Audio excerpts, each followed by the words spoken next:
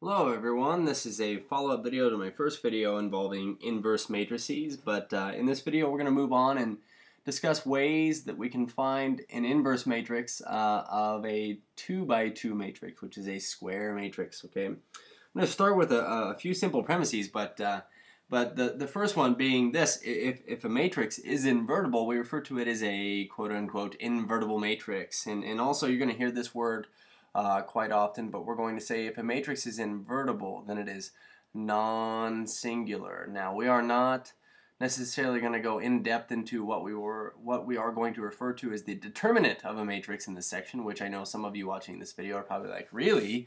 Considering that you're finding the inverse of a 2 by 2 matrix. But anyways, we're not going to go too in-depth, I'm mentioning here, into the determinant of a matrix, okay? So here's the thing I want to do first. I want to have us recall that given some inverse matrix, we say anything times its inverse, it yields what we call the identity, okay? And the fact of the matter is this: if we were to take the inverse matrix A, or A inverse times A as well, we would also yield the identity, but the unique property of the identity is that, one, it is unique if it exists. It is unique. There are no others like it for this given equation. And also, it's also the fact of the matter is this: if we were to take, say, A times the identity element, we end up with A. Or if I were to take, say, A inverse times the identity element, we'd end up with A. Or some matrix, who knows, Z times the identity, we'd end up with just Z. But this is very useful in the sense that we are going to be solving matrix equations where we're taking a matrix times an unknown matrix X and ending up with some new matrix B, but trying to solve for X, and in order to do so we're going to have to wipe out this matrix A.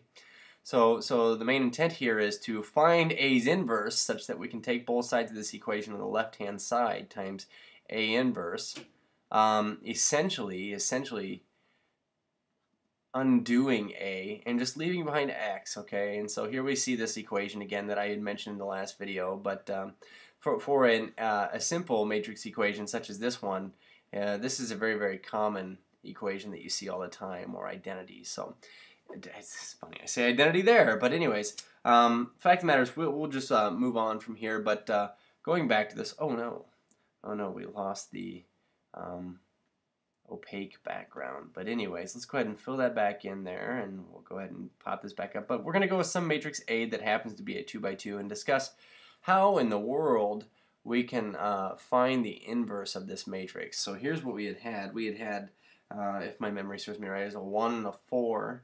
1 and a 4, and then -1, and I think -3, and that's right. Okay, so we say, given this matrix A, how in the world are we going to find A inverse? I'll throw in a little bit more of a confusion marks here, but anyways, okay, so how are we going to find A inverse? And there's actually a very, very useful way to do this, okay? And so here's what we're going to do.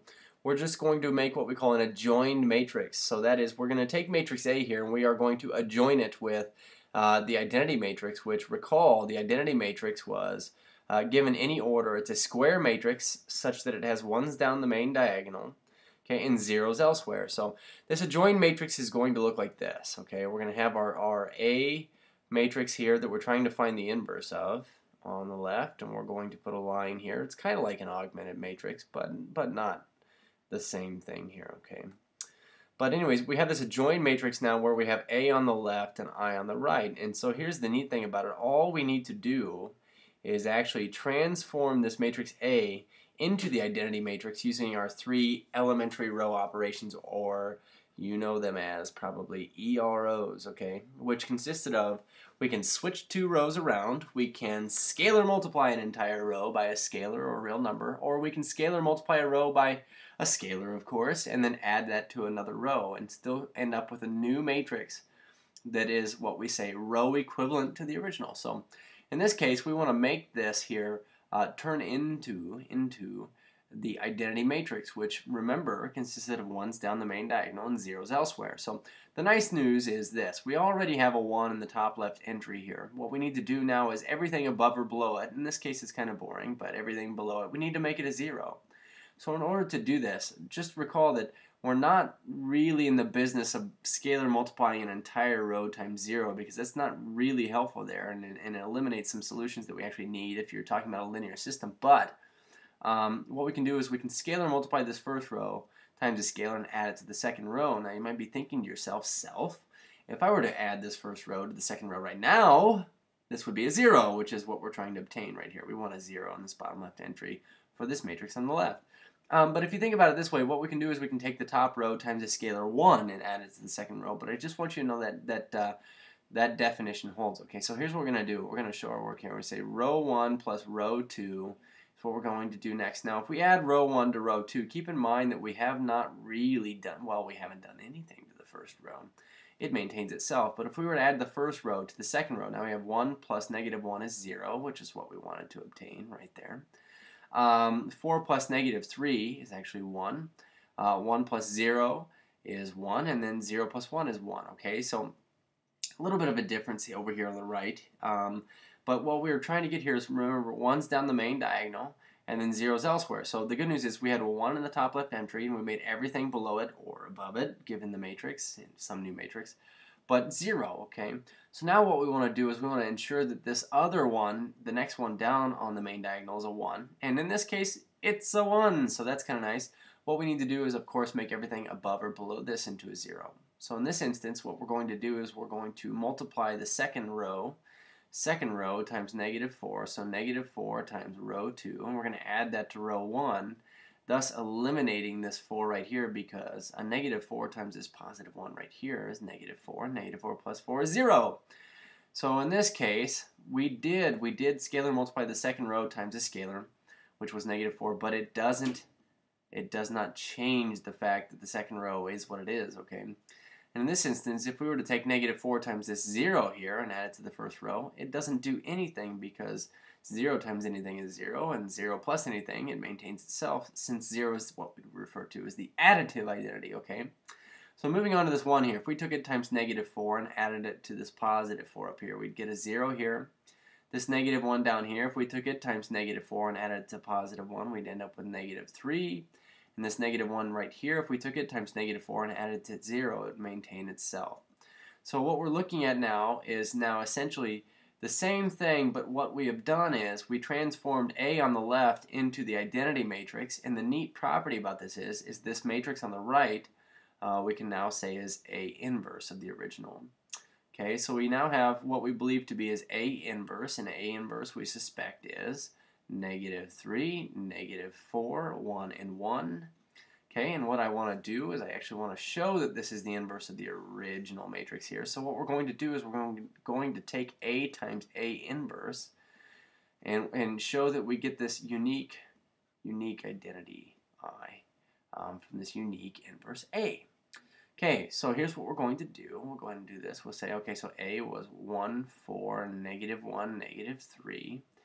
And we're going to take this times what we believe to be its inverse, which was negative 3, negative 4, 1, and 1. And at this point, if you're looking at these two matrices the same way I am, you might see that there's a relationship between them we're going to move on to in the next video, but you might as well take a close look at them. Something happened between the two, but they're both 2 by 2, so the inner dimensions match. They are compatible, and we say we're going to get a matrix of the dimensions of the outer 2 dimensions, so we're going to get a 2 by 2 matrix here. 2 by 2. I'm going to go ahead and fill in our skeleton matrix. But doing so, let's go ahead and find the first row, first column entry. So we say first row. Yikes, I didn't circle that very well. Times first column, but we have 1 times negative 3, which is negative 3.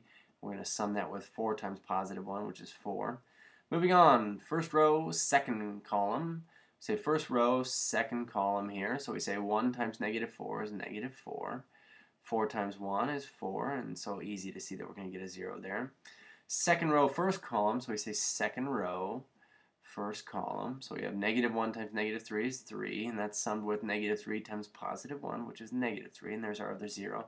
And last but not least, our second row, second column entry in our new product matrix here. But we say negative 1 times negative 4 is 4, and that is added to negative 3 times positive 1 is negative 3. So fun for us, we just showed that we could find the inverse matrix by using an adjoined matrix, but we just showed that they were inverses by multiplying them and finding out that we do get the identity matrix I which was a 2 by 2. Sweet dudes, more in the next video.